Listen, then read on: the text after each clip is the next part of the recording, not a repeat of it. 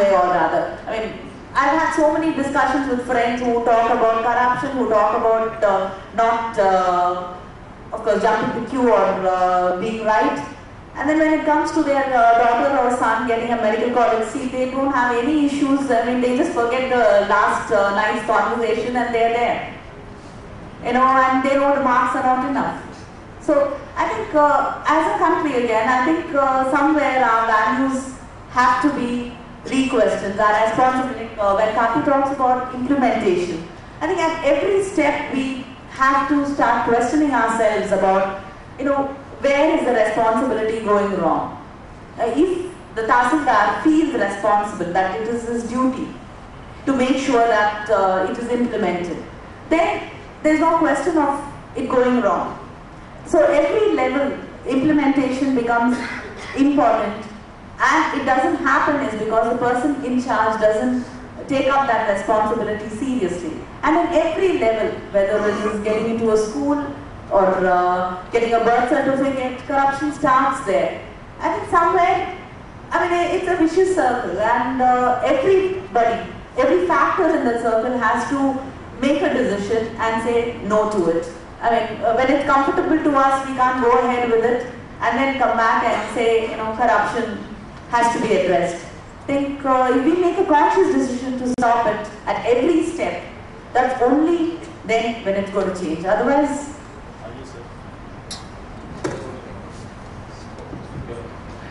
I know there is a whole number of questions, but I'll take one last question because of pressure of time. So Raju, you will be the last.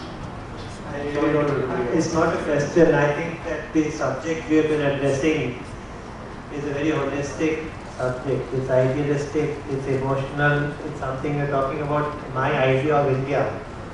And I don't think we can bring it down to a debate which is very narrow in its focus. And ultimately, I think that my approach to this would be that Ficci should look at building on this subject as a subject where, you know, it's something which touches the aspirations of every single citizen of this country.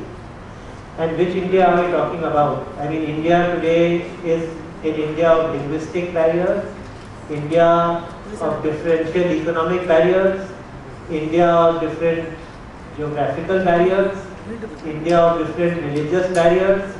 I mean, each one of these differences are being capitalized upon, and we were talking about sectoral interests, but every interest, if it's going to become vociferous and disruptive, and if our political system is going to use these differences to further its own cause, and I'm actually throwing it back, it's not business or any such thing. Every single person in the country, I think we have failed to create a national identity.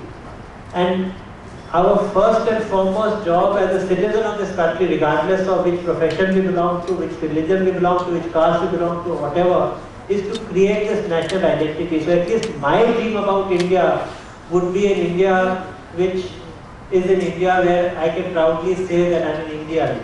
And I mean, you know, such vague remarks, if you read in today's paper that all Abhishek Bachchan and Bachchan films are going to be banned because in Maharashtra the statement was made that, you know, as UPIs we should be speaking in Hindi. And you know, these type of things. So this entire system has become, you know, it is just using the system to just create differences amongst our own selves. And until and unless we realize that, I think this is going to be very difficult. I mean, I made this point earlier in Ficci in a very narrow context of India as an Indian economic union. I've talked about India as an economic union, but I think we need to have some slogan. I mean, maybe we can borrow from Mahathir Mohamad, who made this 2020 vision kind of concept. Can we build something which every citizen of the country identifies himself or herself with?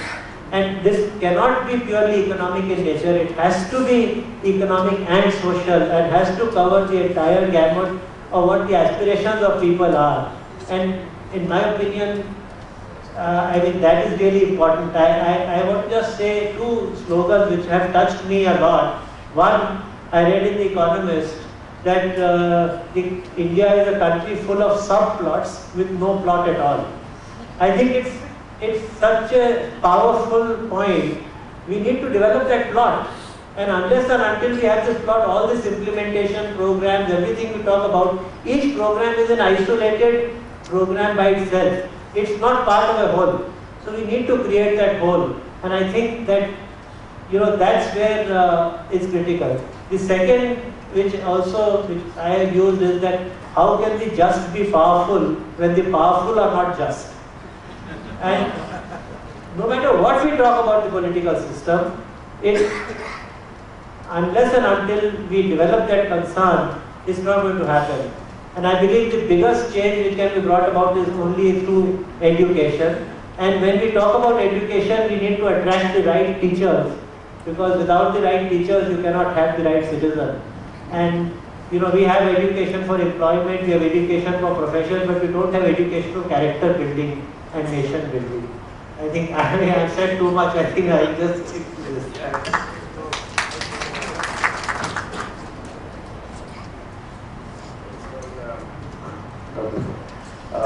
Friends, you'll all agree that we've had a very interesting session with our two very young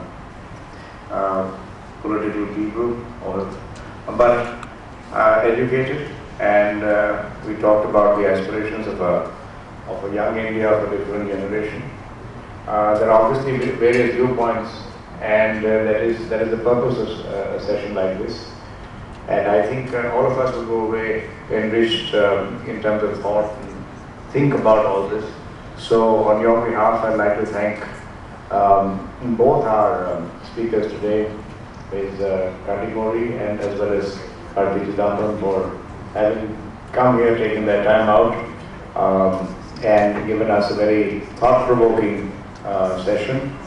We continue to engage in Ficci with a lot of young people, young MPs and so on and so forth. And I can only say that we'll continue to do this as part of our regular program.